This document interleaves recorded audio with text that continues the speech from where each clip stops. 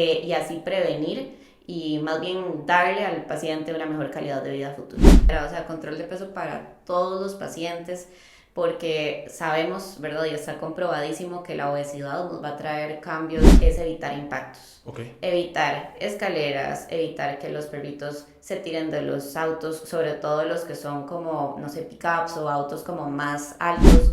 Ese paciente sí podemos optar por una cirugía.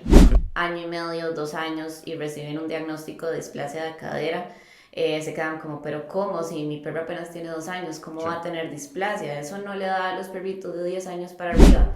Más de 8 años trabajando con perros y nunca había aprendido tanto sobre la displasia de cadera como el día de hoy. Y estoy seguro que si a mí me llegó toda esta información, a usted le va a llegar absolutamente muchísimo mejor. El día de hoy estamos con la doctora Carolina Fournier, especialista en terapia física. ¿Es mito que solamente los perritos senior pueden llegar a tener displasia de cadera?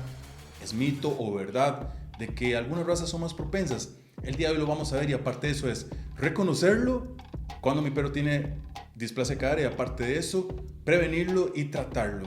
El día de hoy con la doctora Carolina Fournier vamos a sacar todas esas preguntas que tienes y por favor antes de irte no te olvides de suscribirte a este canal que nos va a ayudar muchísimo a poder seguir creando ese tipo de información para vos que estás allá y que estás sediento de información así como yo, así de los perritos. Así que sin más preámbulo, iniciemos. Carolina, muchas gracias por sacar el ratito para estar aquí con nosotros. Gracias por invitarme más bien. Súper. Carolina, y esto es pregunta inclusiva para mí, porque aquí estamos para aprender.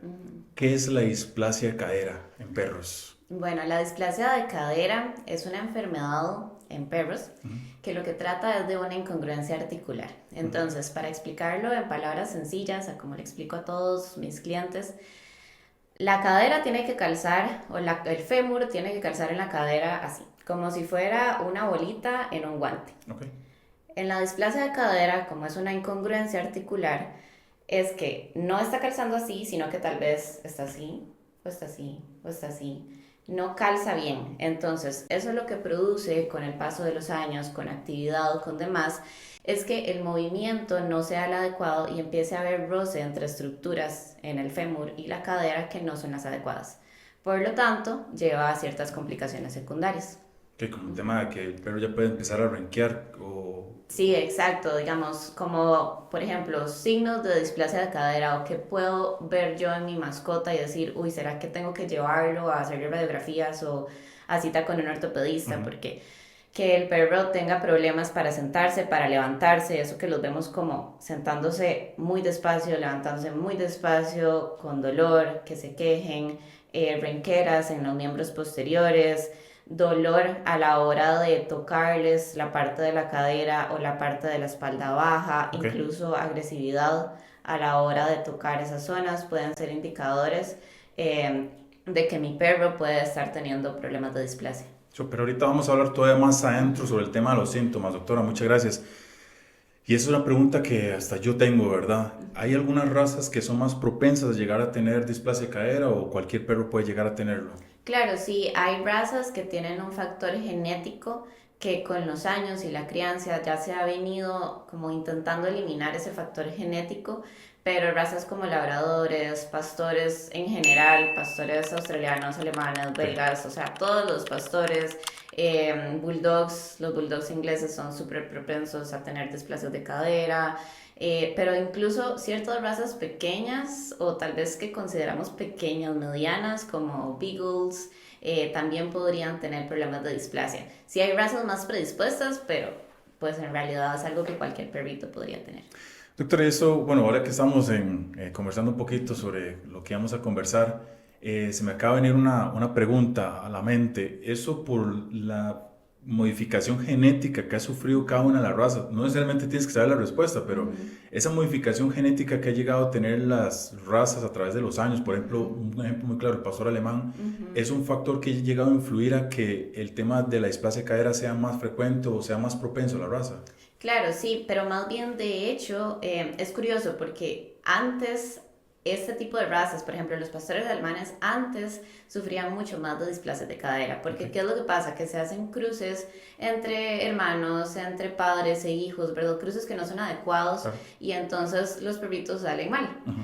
salen con ciertas deformidades, incongruencias, y parte de esas son las displasias de cadera. Más que la displasia de cadera es un problema, perdón, hereditario. Okay. Entonces, si los padres tienen displasia, es muy probable que alguno de los cachorros de la camada, si no es que todos, también tengan problemas de displasia. Entonces, lo que se ha venido haciendo conforme pasan los años es una crianza responsable para tratar más bien de eliminar este tipo de problemas hereditarios. Sí, bueno, eso es un tema grandísimo Sí, que hay que hablar, ¿verdad? sí. Pero sí me creó muchísimo la duda ese tema. Definitivamente hay razas que sí son propensas para ese tema. Ahora bien, doctor, hablemos sobre el tema de los síntomas. Ya hablamos un poquito, pero ¿cómo puede doña Carla, ¿verdad? Que siempre tomo Sí. referencia a doña Carla, cómo puede ella identificar que mi perro, a síntomas de que mi perro posiblemente puede tener displasia de cadera? Sí, ok, digamos que doña Carla tiene su cachorrito, ¿verdad? Su Ujú. cachorrito de labrador de 1 año, y doña Carla lo saca a pasear y de repente dice, qué raro, pupi, ¿verdad? Ya se cansa súper rápido. Ok. O se va a sentar y como que lo veo que hace una carilla media rara. Se va a Ujú. levantar y lo hace una carilla media rara. A veces lo voy a acariciar en la parte de la espalda o de la cadera y Pupi me Un reacciona movimiento. como, hey, no, quite, no quiero que me toque ahí. Ok. Todo eso, o también ciertos movimientos al caminar. Hay perritos, les dicen las caderas de Beyoncé, Ujú. que al caminar hacen la cadera para un lado y para el otro y Ok. para el otro. Van así como muy, ¿verdad? Eso también puede ser un indicador de que hay un tema en la cadera. Qué interesante. Y Sí. doctor, eso de hecho, ayer estaba hablando con un cliente, eso que el perro se siente como de lado así, eso podría llegar a ser también. Eso también a veces es más un tema de rodilla, pero también no está de más descartar que sea un tema de cadera. Ok, sí, entonces, bueno, Sí.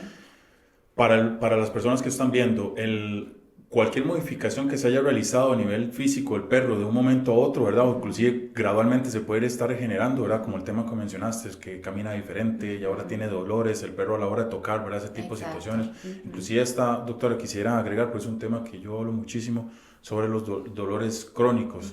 Eventualmente una displasia de cadera puede llegar a generar un dolor crónico que no sea tan fuerte, Sí. pero sí que sea un dolorcito que el perro mantiene que despliegue otros comportamientos. Completamente. Ok. De hecho, los perros se acostumbran muchísimo al dolor y Ok. es muy común ver pacientes que lo que tienen es un dolor crónico que han venido arrastrando durante muchos años. No necesariamente es un dolor agudizado que un día se levantan y renquean. Ok. Es algo que va progresivamente, sí. Sí, ¿y qué tipo de comportamientos? Yo podría agregar temas de reactividad, agresividad, Sí, ¿verdad? Que sí, pueden. completamente. Temas de agresividad, temas de eso, que se cansan más rápido de la cuenta, que tal vez no quieren caminar o quieren devolverse Ok. rápido a la casa, sí. Doctora, ¿es mito que los perros viejitos, los seniors, son más propensos a tener displasia de cadera? Sí, es mito. Ok. Y eso es algo que pasa muchísimo que las personas se sorprenden cuando les cuentan o cuando tienen su propio perro que tiene 1 año y medio, 2 años y reciben un diagnóstico de displasia de cadera. Se quedan como, pero ¿cómo? Si mi perro apenas tiene 2 años, ¿cómo Sí. va a tener displasia? Eso no le da a los perritos de 10 años para arriba. No. La displasia, como mencioné anteriormente, es un tema hereditario. Entonces, es algo con lo que el paciente ya nació. Ok. De hecho, una displasia se puede diagnosticar en el lapso de 6 meses a 1 año de edad. Ok. O Wow. sea, sumamente jóvenes. Lo que pasa generalmente es que son pacientes que tal vez porque están jóvenes, porque tienen toda la energía del mundo, no empiezan a presentar signos hasta que ya son pacientes senior, o Ok. sea, de 8 años para arriba, que ya es cuando han habido cambios de conformación en la cadera en cuanto a desgastes que les producen aún más dolor, y ahí es donde nos damos cuenta que el paciente tenía displasia de cadera, pero ahora no solo tiene displasia de cadera, sino que tiene una artrosis secundaria a la displasia de cadera. Ok. Entonces, lo que vemos en perros senior o mayores son los signos secundarios a la displasia de cadera. Definitivamente un perro joven, un perro de 6 meses en adelante, ya se le puede llegar a detectar una displasia de cadera. Sí. O sea, Ya. entonces definitivamente tenemos que quitarnos de la mente que un perro senior es el perro que llega a tener displasia de cadera porque definitivamente no se asocia. No. Doctora, ¿un golpe puede llegar a generar displasia de cadera? ¿Un accidente? ¿Un choque No. con un perro, con un carro, perdón? No, y esa es una pregunta súper importante porque a veces se tiende a confundir una luxación de cadera que es un evento traumático con una displasia de cadera. Ok. Sí. Entonces no.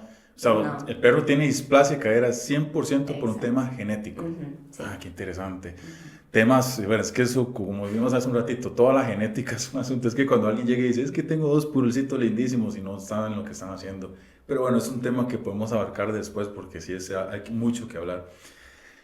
Cuando hablamos de este tema genético, doctora, nada más como para cerrar esa parte de la genética, si yo ya sé que mi perro, un ejemplo, tiene displasia de cadera y yo llego a hacer un cruce con otro pastor belga que está garantizado que no tiene o que, ¿verdad?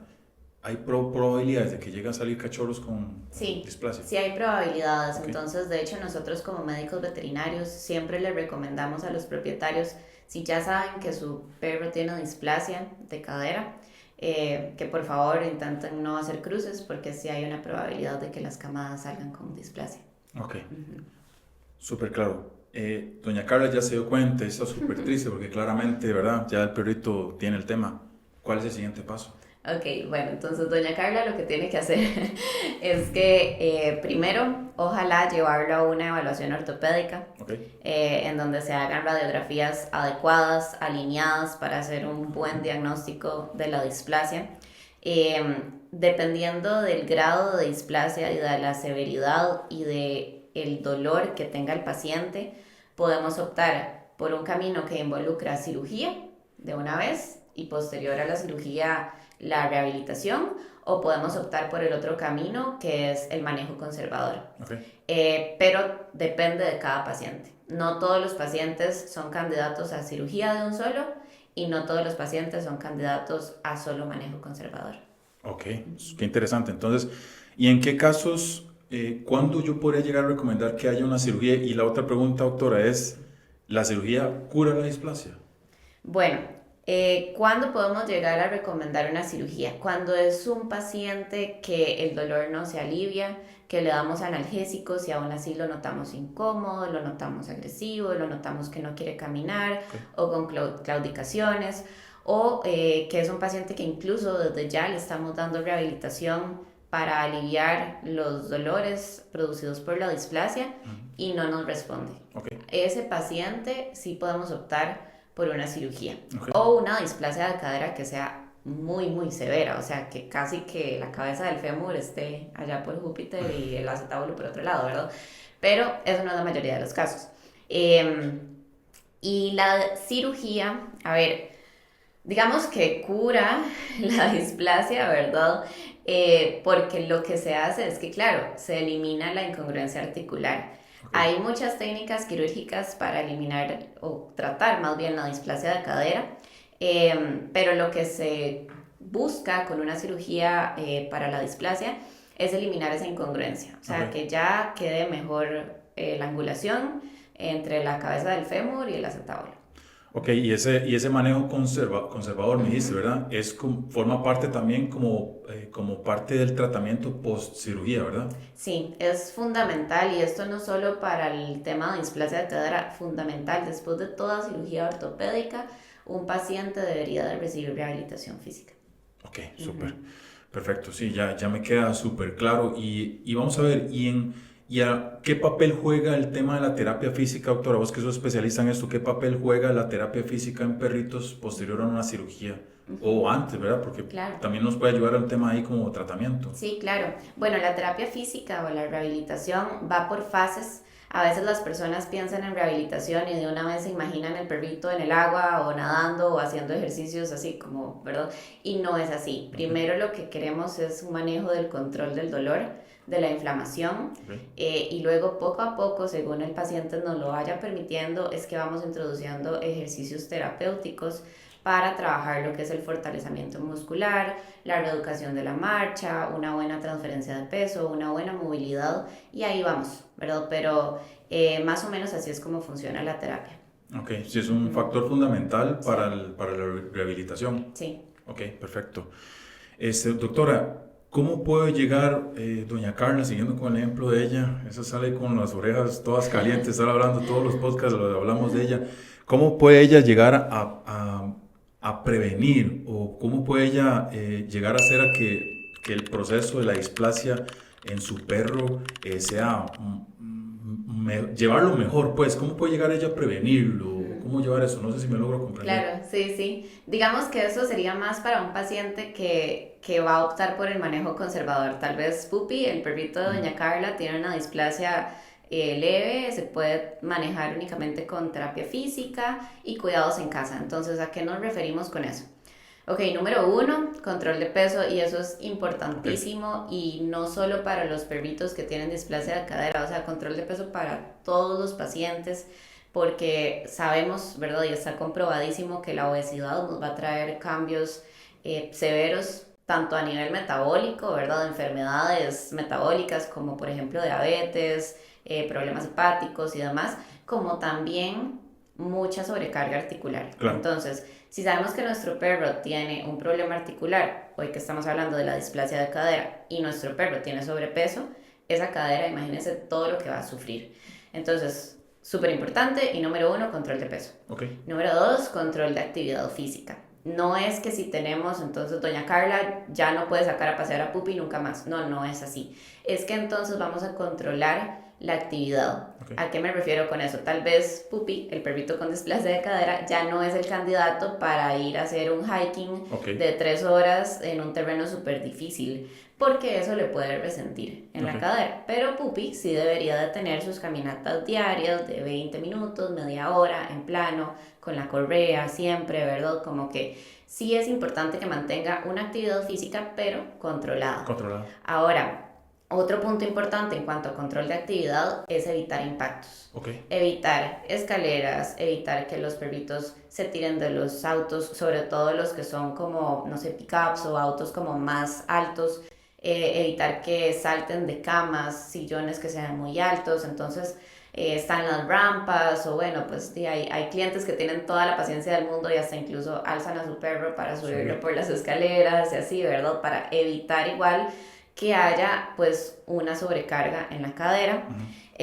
Otro punto también muy importante es dar suplementos articulares, que eso es todo otro tema, pero bueno, los suplementos articulares son estos suplementos con glucosamina, condroitina, ácidos omega 3, ácido hialurónico, colágenos, ¿verdad? Todo esto nos ayuda como a hidratar el tejido de la articulación, a promover la formación del líquido sinovial, que es como ese líquido que está dentro de la articulación, a la salud articular en general. Y pues no está más la terapia física, ¿verdad? Preventiva. Si sabemos que nuestro paciente tiene displasia, no nos tenemos que esperar a que esté con dolor, a que no se pueda levantar, a que esté renqueando. Desde ya podemos empezar un plan de terapia física para fortalecerle más bien esos músculos, que nos ayude más bien a que esa cadera esté en un mejor estado, y así prevenir y más bien darle al paciente una mejor calidad de vida a futuro. Doctora, excelente, esas recomendaciones que acabas de dar. Y el ayudar al perro que no se encuentre en superficies resbalosas, ¿también le puede ayudar eso? Sí, claro, por supuesto, sí, eso es súper importante porque, bueno, cada vez que ellos se resbalen, ¿verdad? Y la patita le quede por allá, y más bien va a hacer como cierta sobrecarga también en la cadera, sí. Sí, bueno, eso es un tema que yo necesito hacerle esas placas a Luna, ya vimos por un tema, por la raza que es propensa, pero por lo menos en mi casa, yo en los giros, cuando bajamos las gradas, también puse como mate yoga, y vieras que hace un excelente trabajo, porque en los giros las patas salían por ello, yo decía, ya se me dan como 10 minutos de vida la perra por cada giro esos que hace. Y también yo siento que ese tipo de recomendaciones, ¿verdad? Por lo menos yo en lo personal, y eso es algo que también le puede servir a la gente con base a lo que acabas de decir, yo bajo con mucha paciencia todo el 100% de las veces a mi perra del vehículo y la pongo en el piso. Sí, eso es muy importante. No solamente siento yo que a nivel de cadera, sino también a nivel de los brazos, ¿verdad? Sí. Ok, perfecto. Sí. Doctora, el día de hoy hablamos sobre una información buenísima que la verdad es que yo aprendí muchísimo. Recomendaciones que ya acabas de mencionar, ¿verdad? Yo podría, como para ir finalizando, doctora, ¿cuál serían los pasos que podría llegar a seguir doña Carla para decir, ok, ya salió esto, ahora sí, ya tengo que ir al veterinario? Para que no, es que lo que voy es que no se esperen a que el perro ya ande renqueando, porque hay muchos que no lo hacen, y antes de, ¿qué puedo llegar a identificar para que ella pueda ya saber de que posiblemente necesita ir al doctor? Claro, sí, por ejemplo, si doña Carla entonces ya ve o ya dice, no, mira, es que yo tengo un perro grande, mediano grande, sin importar la raza, ¿verdad? Porque ya hablamos que hay razas más predispuestas, Claro. pero también en medicina 2 más 2 nunca es 4. Claro. Entonces, si ya ella sabe que su perrito es una raza grande, mejor, si quiere prevenir y estar segura, vaya y hágale radiografías. Desde Nada los 6 más. meses, bien puede ser. Exacto, de 6 Ok. meses a 1 año. Idealmente 1 año, porque ya ha terminado el crecimiento y ya podemos ver bien. Pero si tiene 8 meses, se las puede ir haciendo, por decir algo. Ok. Si doña Carla también ya vio esto y ya se va dando cuenta, como, no, mira, es que si se cansa rápido, o no quiere, cuando se va a subir a los muebles, como que lo piensa, o de nuevo, no quiere que le toque esa área, entonces con más razón, vaya y hágale radiografías. Ok, ya, sin mucha cosa. Sí. Y una vez para descartar, Sí. en los otros podcasts nos hemos dado cuenta que el tema de la medicina preventiva sale 1000 veces, porque ves que uno dice, pucha, es que la platica, Sí. ¿verdad? Pero sale 1000 veces mejor Exacto. que llegar a gestionar todo lo que conlleva esto. Exacto. Doctora, cuéntenos de dónde estás, qué es lo que haces, todo, cuéntenos todo, absolutamente, inclusive las redes sociales. Sí, bueno, yo soy la doctora Carolina Fournier, ¿verdad? Que ya creo que me presentó.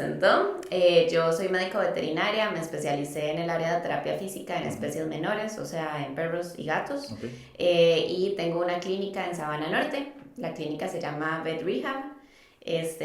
Y bueno, nos pueden contactar, no sé si ahí luego usted les pasa el número. Sí, aquí yo pongo un taxito aquí abajo tuyo. Ajá, y sí, cualquier cosita que ocupen, ahí estamos con mucho gusto. Doctora, muchísimas gracias. Siempre recordarles, el suscribirse a este canal nos va a permitir a nosotros de que esto vaya creciendo, de que mucha de esa información que estamos trayendo, puros especialistas, le lleguen a más personas. Así que si usted llegó hasta el final, la campanita, suscribirse, no le toma más literalmente de 5 segundos, eso nos va a ayudar muchísimo. Muchas gracias por llegar hasta el final y, doctora, a usted las gracias por sacar el ratito su mañana. ¿verdad? Con mucho gusto. Gracias. Gracias.